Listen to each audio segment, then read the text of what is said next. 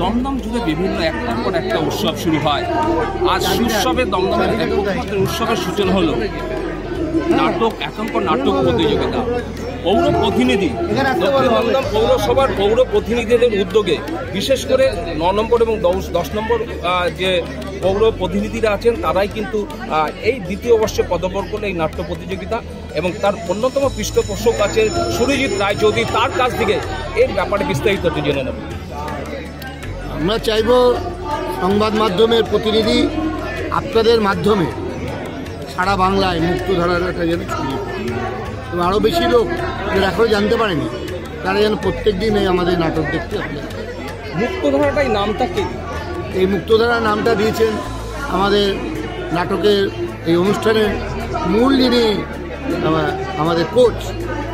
প্রত্যেক খেলাটা কোচ থাকে না, আমাদের কোচ হলো বিধায়ক পার্থ বসু, তিনি নামটা। কদিন ধরে এই অনুষ্ঠান চলে? 5 দিন ধরে। কী আছে? ঠিক আছে, মানে কোন জায়গা থেকে কতজন পার্টিসিপেট এখানে? প্রত্যেক জেলার থেকে একটা করে দল আছে। তাদেরকে কী দেওয়া হচ্ছে? তাদেরকে অনুদান দেওয়া হবে। তারা সকাল থেকে এসে ব্রেকফাস্ট থেকে শুরু করে ডিনার পর্যন্ত তাদের এখানেই সব ব্যবস্থা। দর্শকদের যে টিফিনের ব্যবস্থা আছে, সন্ধ্যাবেলা চা টিফিন, এবং যারা পুরস্কৃত হবে তাদের পুরস্কার দেওয়া হবে। 24 তারিখ এখানেই পুরস্কার দেওয়া হবে। না, সেটাই এখন একটা সম্পূর্ণ একটা কালচারাল হাবে পরিণত হয়েছে। আজকে মুক্তধারায় যে সারা বাংলাব্যাপী একাঙ্কন নাট্য প্রতিযোগিতা, যেটা এত বৃহৎ আকারে হচ্ছে, এটা পশ্চিমবঙ্গে আর কোথাও হয় বলে আমি জানি না। এর পুরো কৃতিত্বটাই সুরজিৎ রায়চৌধুরী এবং রীতা রায়চৌধুরী। ওটা বাংলা থেকে থিয়েটারের দল এখানে আসছে এবং তার অনেক থিয়েটার অভিনয় করবেন। কেউ কুচবিহার থেকে আসছেন, কেউ বর্ধমান থেকে আসছেন, কেউ আসানসোল থেকে আসছেন, কিন্তু আসছেন তারা এখানে অভিনয় করবেন। এই দমদমে আমার মনে হয় যে থিয়েটারের যে এই ধরনের একটা দমদম থিয়েটারের ক্ষেত্রে খুব বিখ্যাত জায়গা, একসময় অতীতে ছিল, কিন্তু এটাকে আমরা আপনারা বলতে পারেন আমরা এটাকে একটা পুনরাবিষ্কার করলাম। নতুনভাবে থিয়েটারকে এখানে আমরা স্থাপন করতে চাইছি। থিয়েটার মাইনরিটি আর্ট, সংখ্যালঘুদের শিল্প, কিন্তু আজকে যে মানুষ দমদম ইচ্ছে করে দেখছেন থিয়েটার, কারণ আমরা চেয়েছিলাম প্রত্যেকটা ব্লকে থিয়েটারকে ছড়িয়ে দিতে।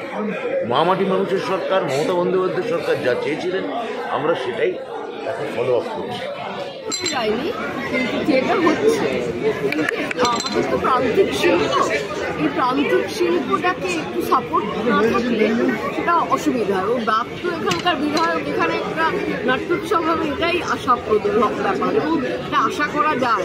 এবং এখানে যিনি কাউন্সিলর আছেন রীতা রায়চৌধুরী বা সুরজিৎ, যারা এটা অর্গানাইজ করেছেন, এত ভালো করে অর্গানাইজ করেছেন, মানে খেলা করে করেননি, এটা আমার খুব ভালো লেগেছে। মানে ব্যক্তিগতভাবে আমার মনে হচ্ছে যে এই ধরনের প্রয়াস যদি পশ্চিমবঙ্গের বিভিন্ন পুর প্রতিনিধিরা বিভিন্ন জায়গায় নিতে থাকেন, তাহলে কিন্তু থিয়েটারের প্রচার এবং প্রসার দুটোই হবে এবং এই যে মেধার চর্চা যেটা ক্রমশ কমে যাচ্ছে, সেটা আরও অনেকাংশে বৃদ্ধি পাবে বলে আমার